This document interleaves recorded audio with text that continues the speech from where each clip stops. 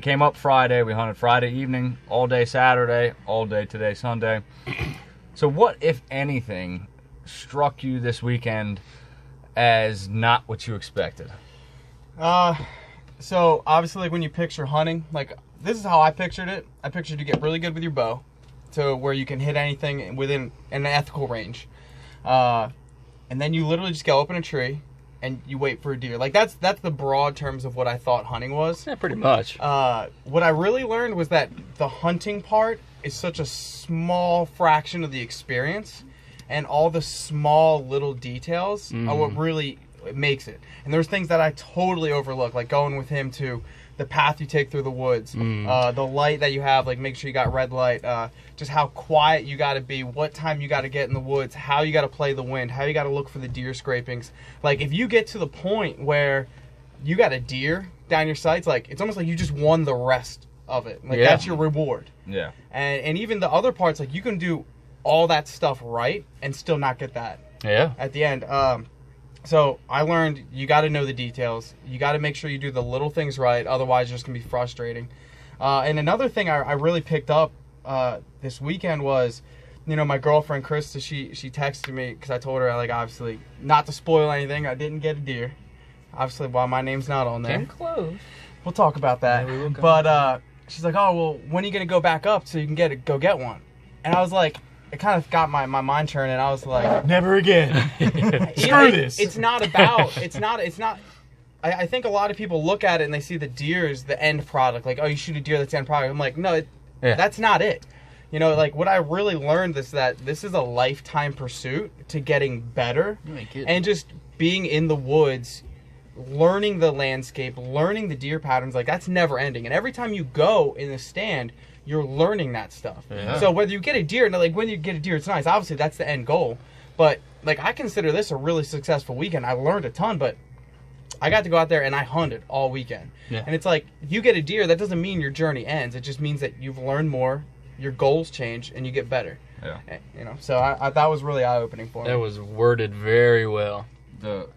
The experience of hunting is it's a lot of hard work, and it starts with before season even starts. It starts with first you got to prepare yourself, make sure that you've got your equipment prepared, make sure that you're dialed in with your bow, make sure that you've done your research on said properties, make sure that you know where they're doing, and then once you've got all that dialed in, like you said, all the fine details dialed in, then it's up to you to actually get in front of the deer and execute. And executing is a whole nother thing in itself. How did that go for you once you got to that point where you had the opportunity to execute? So what went down there for you?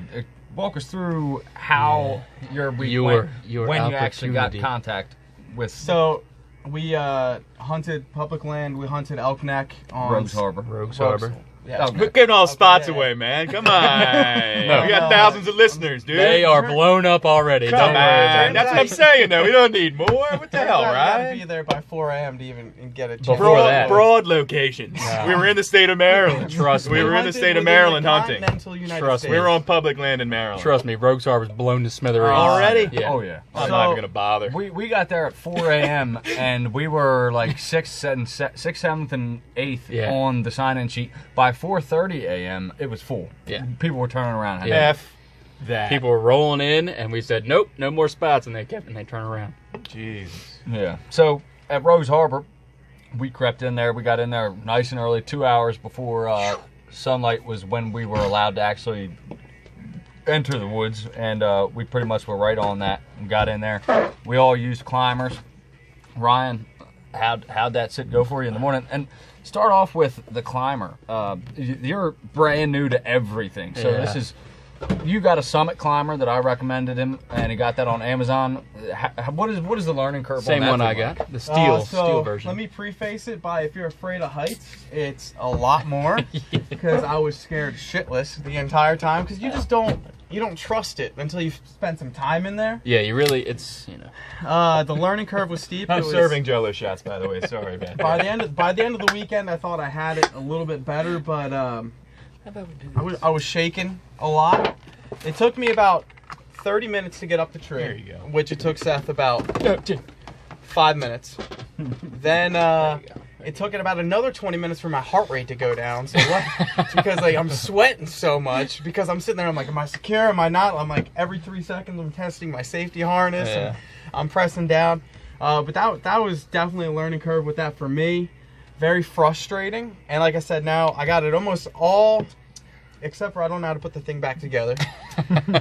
Did they tell you have to take a 6-pack of PBR with you every time you go? They didn't. I would. All right, just shit. Oh, we didn't share that with they're them? withholding information. When you use a climber, you have to have a warm 6-pack of PBR dangling from your hip. If you've never Totally used forgot a about climber, it's definitely really cool, especially once you learn to trust it. I've sat and hit a stand, the Klingon, was it called? Hang on, yeah. a couple times. The climber gives you more range. Like I was able to have more shooting range, or like a firing lane. Mm-hmm. And honestly, once you're up there, like you feel pretty secure. Yeah. So it's and like I was able to even today when we were up in a tree, like I was able to adjust to get to what hopefully would have been a better spot if something came by. All right. But no, that was cool. It gives you that freedom of maneuverability. Like today, he got to a point and there was a branch that I liked the branch being there because it gave him a little bit of a cover to help him blend into the tree. But he had to spin his stand to get to a good angle so he could execute a shot.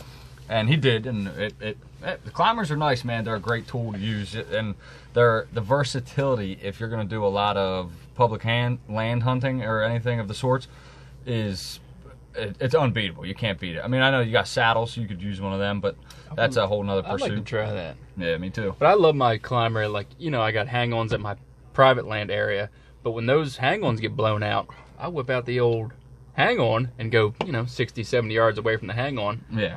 And smoke a deer. Yeah, 9 times out of 10. Yeah, I'm in a hang-on right now. Like I'm over 6 foot, and Yeah. there is no room on that. You gotta thing, get man. double XL. Yeah, I gotta get a bigger everything. hang-on. You gotta get a bigger hang-on. Yep. You got a bigger bow. It sucks. It sucks. Well, that's what you get for being a freak. Yeah, my feet are hanging off the dam. What are you gonna do? Fucking Andre the Giant over here, bow hunting. You got to get an extra long bow. That's another thing, though. That you made a good point with a climber. So a lot of the times they say the first sit is the best sit. It is. The climber gives you the opportunity to make every single hunt the first sit in that location because you don't have to repeat that location, especially on public land, man. You can dance around all you want, and that's really cool. So you got in the stand at Rogues Harbor. You finally got up. Let me just say to anyone, if you've never used a climber before, you just used it and you're terrified, you're not the only one because my ass is still puckered. So just letting you know. It might take a couple days. Try to speak into the mic. Yeah, speaking of the mic, Bander, we won't be able to hear you. All right. Yeah, fuck them. They could still hear it. When we did the mic check, so this should be good. So you got into your climber, you got situated, you had a nice height on that climb, and you seen quite a bit of action.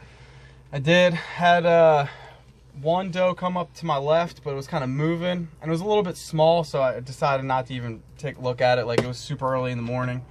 Then I had like a fawn that was the size of a chihuahua literally come out and just hang out by the stand. It was the cutest thing I've ever seen in my life. No way I'm taking that and all nonsense. 5 pounds They of were meat I'm gonna really get from it. Those deer were really small there. Nonsense. Especially the fawns. You can make a McChicken out of that motherfucker. Yeah, but Fuck it, we're eating big chicken now. Then a spike buck came around and kind of hovered around my stand and definitely was within 20 yards and had a couple opportunities where I could have shot it, but my justification, I still have no regrets on that. Like, my justification was, like, at that size, I'd rather shoot a doe because we were seeing plenty of action, and I'd rather let that buck get a little bit bigger. Now, don't get me wrong, on public land with the people we were with, it's probably already dead. Well, it is an illegal deer too. Is it really? Yeah. So I'm not gonna give you.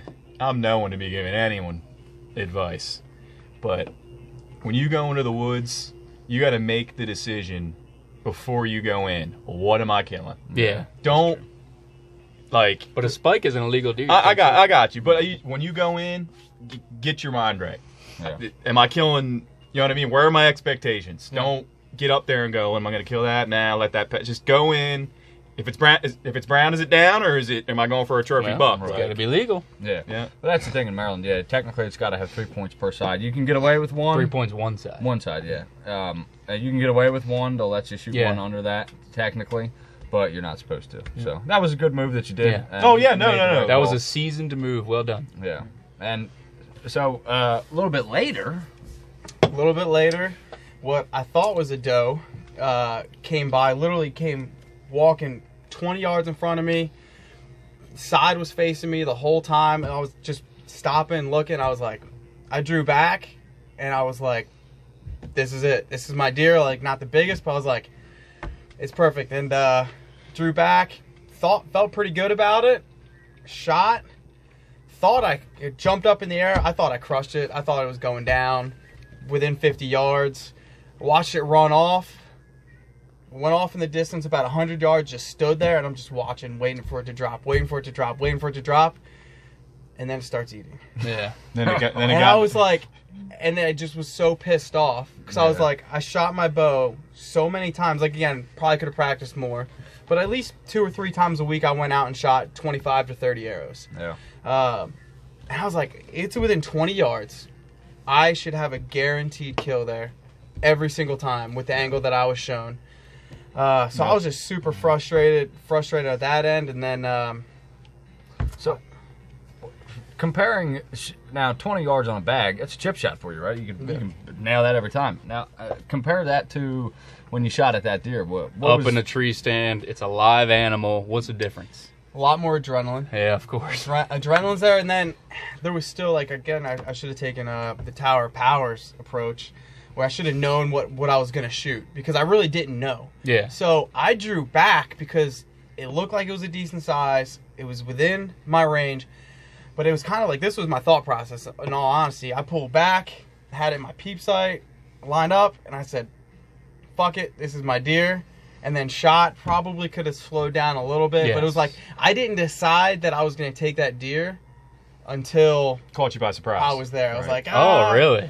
because I thought I was, but then I wasn't sure. Now, you gotta know. Dude, You I'm a gotta new know. bow hunter too, dude. I'm telling you, you gotta get your mind right when you go in. It was almost like it was the perfect range for me. It was, yeah. And I was like, I can't pass it up. Yeah. Yeah, this deer walked within 10 steps of my tree. They snapped it to me. He was Ten- like, there goes 10 Ryan's steps. deer. And Seth said, why didn't you shoot that doe?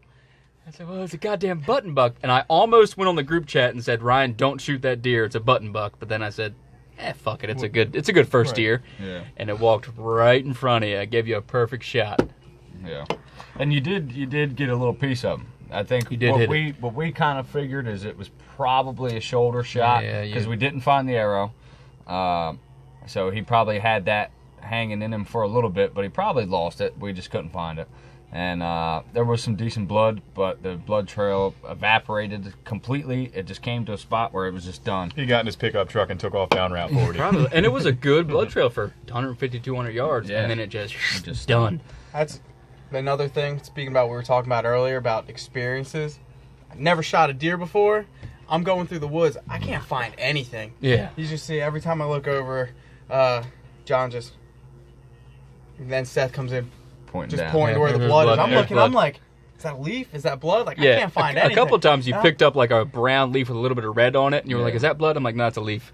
I'm But just I can't tell. Wait until the sun goes down. You got I a was damn like, this headlamp on. I was like, this is almost overwhelming at times. Yeah. But like, I can speak. We talked about it a little bit before the podcast. Is like being able to surround yourself by people. That's why like I'm coming up here and spending my whole weekend just to learn. Like this whole weekend, like I said, was a success cool, because man. I That's learned. cool. Yeah. So it's like being able to surround yourself and find people. Because like my dad was not a hunter. I don't come from a hunting family. I've always had a love for the outdoors, but there's only so much YouTube and reading books can show you outside of Yeah. experience. Absolutely. So being able to surround yourself by knowledgeable people who are not only knowledgeable but are willing to, like, I'm sure it was frustrating for Seth at times today as he's sitting there and like, how come this motherfucker cannot get up that tree? I'm like, he's scaring all the deer away. I'm throwing my book bag around, waving branches.